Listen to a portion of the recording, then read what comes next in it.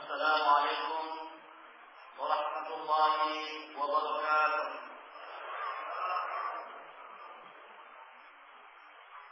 الحمد لله الذي أرسل رسوله بالهدى ودين الحق ليظهره على الدين كله وكفى بالله شهيدا. أشهد أن لا إله إلا الله وحده لا شريك له إقرارا به وتوحيدا، وأشهد أن محمدا عبده ورسوله صلى الله عليه وسلم تسليما كثيرا. أما بعد، معاشر المسلمين جماعة الإسلام sekaligus tarawih, أعزني الله وإياكم. Alhamdulillah, kita bersyukur kehadirat Allah Subhanahu wa taala atas limpah nikmat dan karunia-Nya sehingga pada malam yang ke-10 ini dari bulan Ramadan kita masih semangat untuk melaksanakan ketaatan kepada Allah Subhanahu wa taala, masih semangat untuk meraih pahala yang besar-besarnya dan banyak-banyaknya yang Allah Subhanahu wa taala berikan bagi orang-orang yang mau menyambut panggilan Allah Subhanahu wa taala. Jemaah sidang salat tarawih rahimani wa rahmatullah. Sebagaimana yang kita pahami bahwasanya hikmah ibadah puasa yang kita laksanakan ini tidak lain tidak bukan adalah agar kita bisa meraih predikat takwa di hadapan Allah Subhanahu wa taala. Dengan puasa insyaallah kita bisa mendapatkan ketakwaan, yang mana ketakwaan itu adalah suatu hal yang mendorong kita untuk lebih bersemangat lagi melaksanakan semua perintah Allah Subhanahu wa taala. Lebih bersemangat lagi untuk bisa dengan mudah menjauhi larangan Allah Subhanahu wa taala. Dan takwa tidak ada bisa diraih kecuali dengan bersihnya hati kita. Karena takwa itu tempatnya di hati. Nabi kita Muhammad sallallahu alaihi wasallam itu menyatakan bahwasanya ketakwaan itu ada di hati. Beliau mengatakan at-taqwa hahuna, takwa itu ada di sini. Tapi beliau mengisyaratkan kepada beliau yang mana sebelumnya beliau mengatakan la tahasadu wa la tabaghadu wa la tadabaru wa la tanajashu. Janganlah kalian saling hasad, janganlah kalian saling memusuhi, janganlah kalian saling tipu menipu di antara kalian. Wa kunu ibadallahi ikhwana, dan jadilah kalian sesama kaum muslimin sebagai orang-orang yang saling bersaudara. Artinya bahwasanya ketakwaan itu tidak bisa diraih kalau masih ada penyakit-penyakit hati di dalam hati kita. Kalau masih ada di dalam hati kita penyakit riya, ingin dipuji dengan amal ibadah yang kita lakukan di hadapan Allah Subhanahu wa taala, ingin mendengar perkataannya, ingin dikatakan sebagai dan sebagai. Dan juga kalau masih ada masalah di kita di antara kaum muslimin, masih ada kesombongan dan kecongkangan kita, menganggap remeh orang lain, dan segala dan segala kepada penyakit-penyakit hati kita. Maka tentunya takwa yang kita usahakan untuk kita raih amal ibadah puasa ini, mudah-mudahan Allah Subhanahu wa taala memudahkan. Dan kemudian tema yang akan saya bawakan pada nasihat kami pada malam hari ini adalah tentang bahaya kesombongan. Yang mana kesombongan ini dia juga merupakan salah satu penyakit hati yang bisa menghalangi ketakwaan yang ada di dalam hati kita. Ma'asyiral muslimin rahimani wa rahimakumullah. Ketahuilah bahwasanya kesombongan adalah awal zambi Allah ini. Dia merupakan dosa yang pertama kali yang Allah Subhanahu wa taala didurhakai dengan dosa tersebut. Maaf maksiat yang pertama kali dilakukan adalah kesombongan. Karena hal ini menunjukkan betapa besarnya akibat dosa kesombongan, betapa besarnya dosa di hadapan Allah Subhanahu wa taala dosa sombong ini. Allah Subhanahu wa taala menceritakan bagaimana ketika Allah memerintahkan Iblis laknatullah alaih untuk bersujud di hadapan Allah, di hadapan Nabi kita Nabi Adam alaihissalam, yang mana firman Allah Subhanahu wa taala, "Wa idh qulna lil malaikati isjudu li Adam fasajadu illa iblis aba wastakbara wa kana minal kafirin."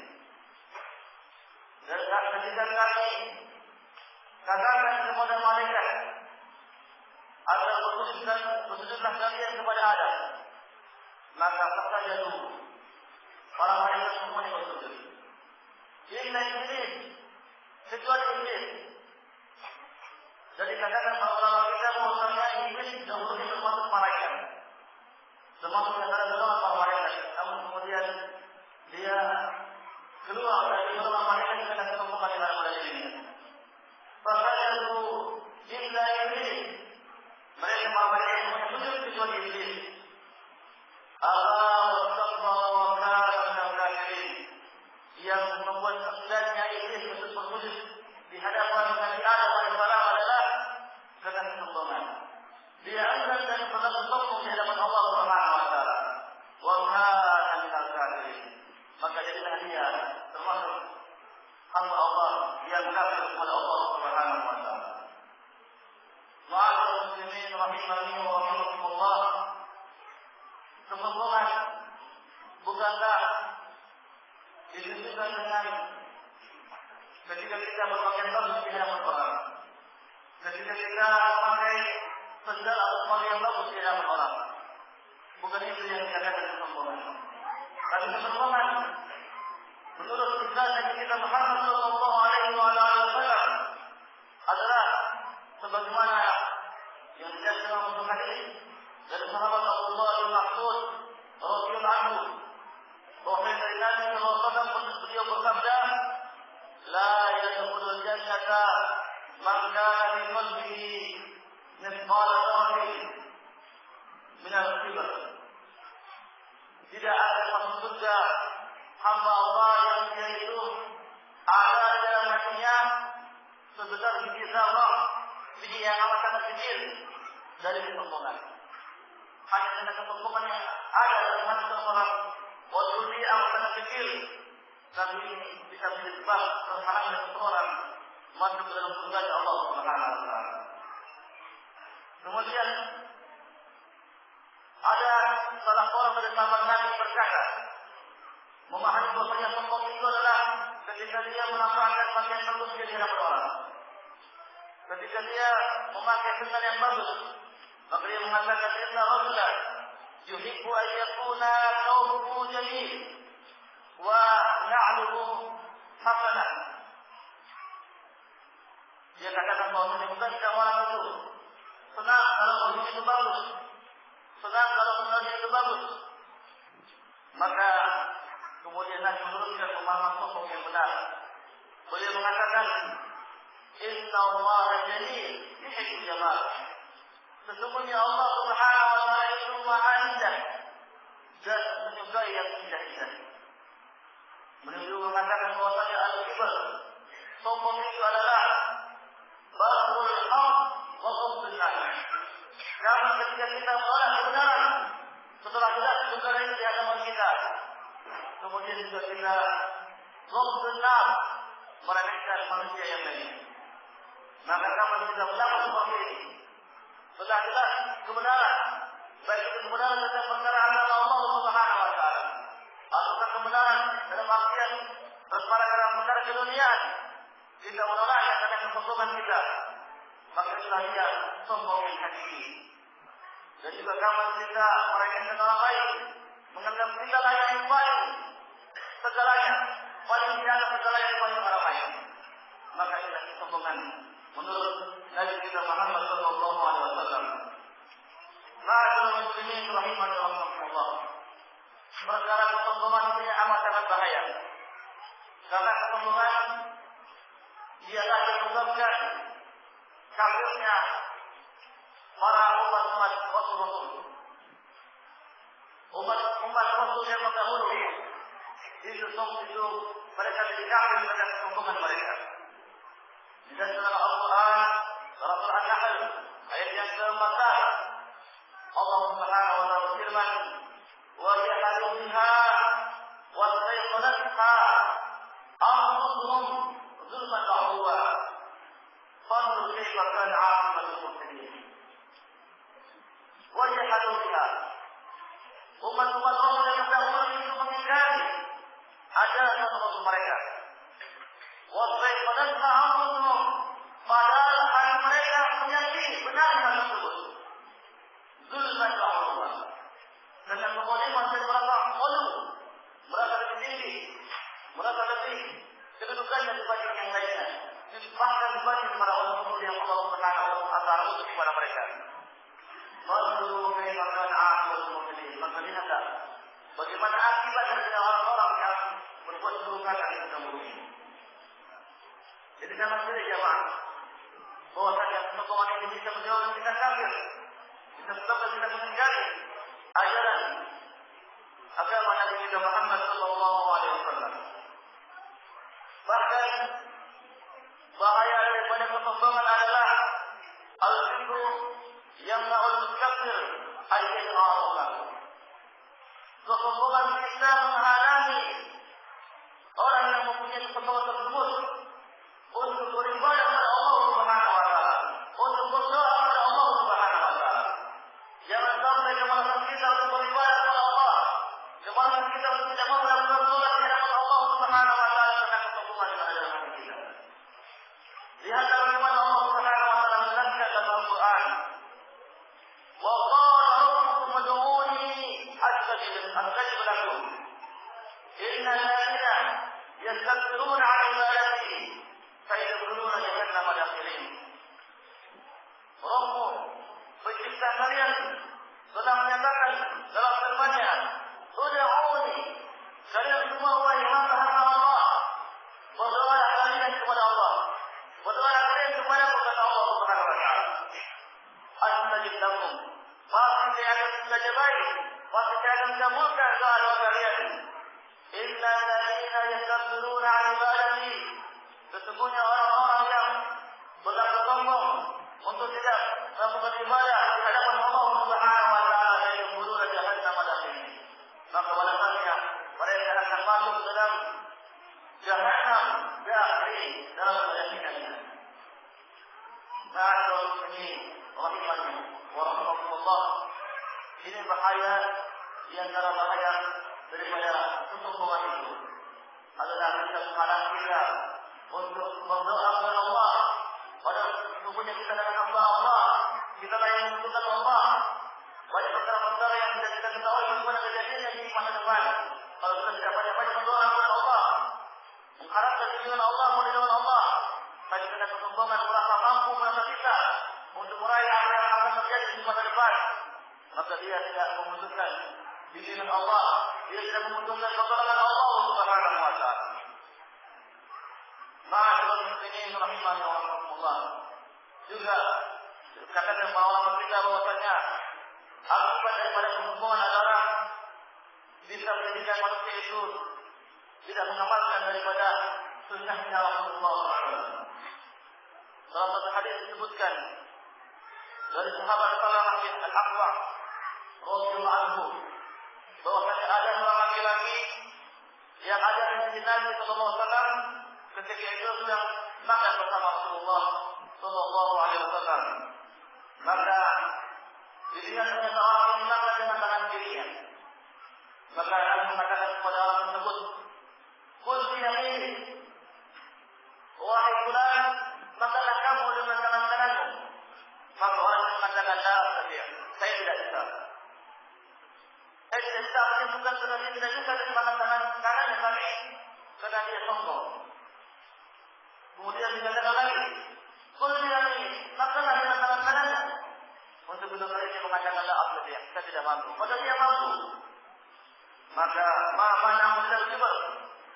Maka sahabat jelaskan bahwasanya orang ini tidak mau melaksanakan, tidak mau mengikuti perintah Rasulullah, tidak mau mengikuti sunnahnya Rasulullah karena kesombongan.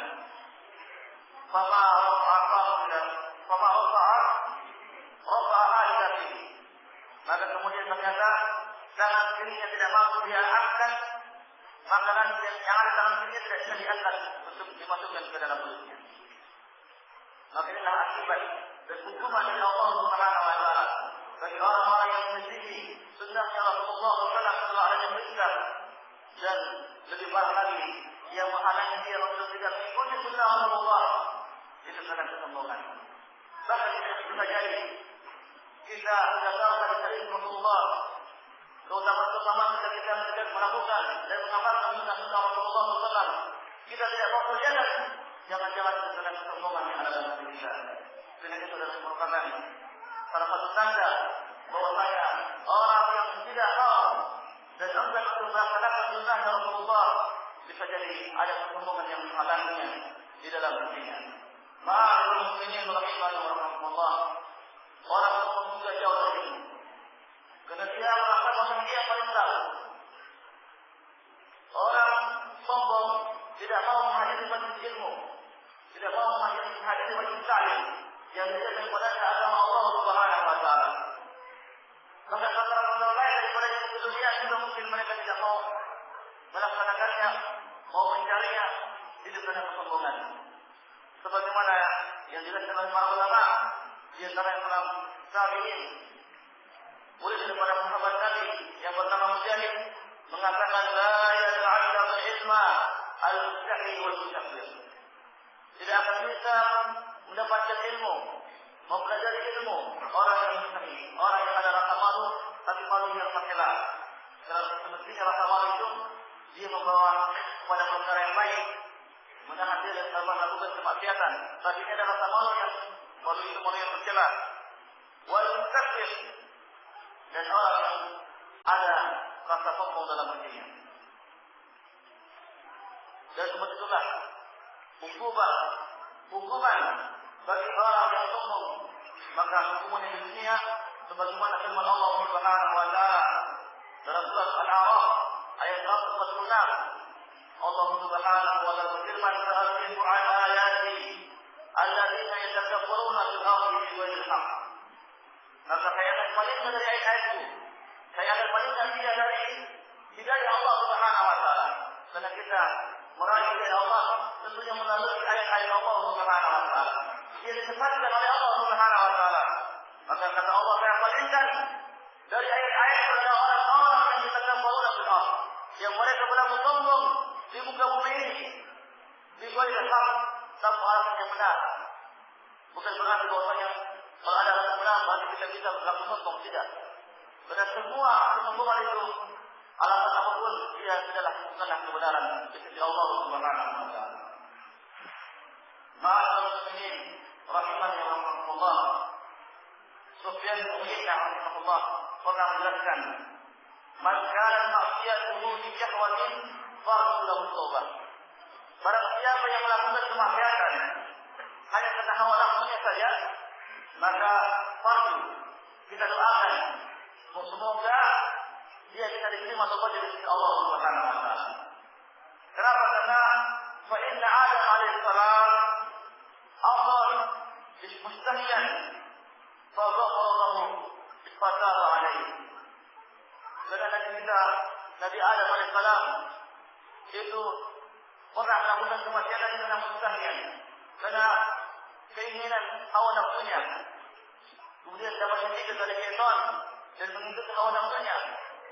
Kemudian dia bertobat dan terima tobatnya di sisi Allah Subhanahu wa taala.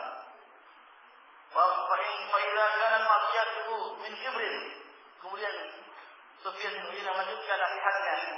Dia mengatakan bahwa barang siapa orang yang melakukan kemaksiatan bukan karena syahwatnya, bukan karena hawa nafsu, tapi karena kesombongan yang mendorong melakukan kemaksiatan, maka makhsya alaihi.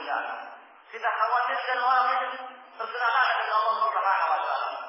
Karena iblis melakukan kemaksiatan di hadapan Allah Subhanahu wa taala karena kesombongan. Maka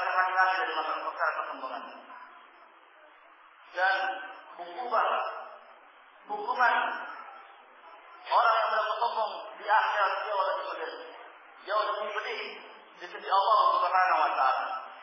Dalam satu hadis riwayat Imam At-Tirmidzi dengan sanad yang sahih, Nabi kita Muhammad SAW mengatakan, "Yuhsyarul jabbarun wal mutakabbirun yaumal qiyamati afdal al-barri, yata'uhum an-nar,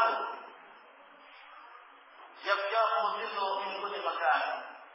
Maksudnya orang-orang yang diktator, orang-orang yang dia berlaku sombong, nanti di hari kiamat itu bagikan butir-butiran yang sangat kecil yang diinjak manusia. Mereka dihinakan, dikecilkan oleh Allah Subhanahu wa taala, diinjak oleh manusia-manusia ketika itu. Yabja'uhum dhillu min kulli makan. Mereka dikelilingi oleh kehinaan dari segala penjuru. Ini hukuman dari Allah Subhanahu wa taala bagi orang-orang yang dalam sombong.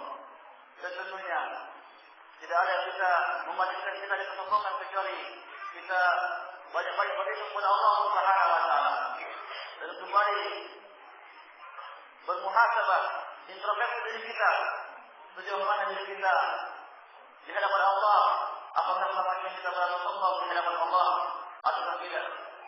Maka tentunya mulai awal bulan Ramadan ini, mudah-mudahan Allah Subhanahu wa taala betul-betul membimbing kita di jalan ketakwaan, membimbing kita untuk terhindar dari rasa sombong yang menghalangi ibadah kita, yang menghalangi untuk mengikuti sunnah Rasul kita sallallahu alaihi wasallam.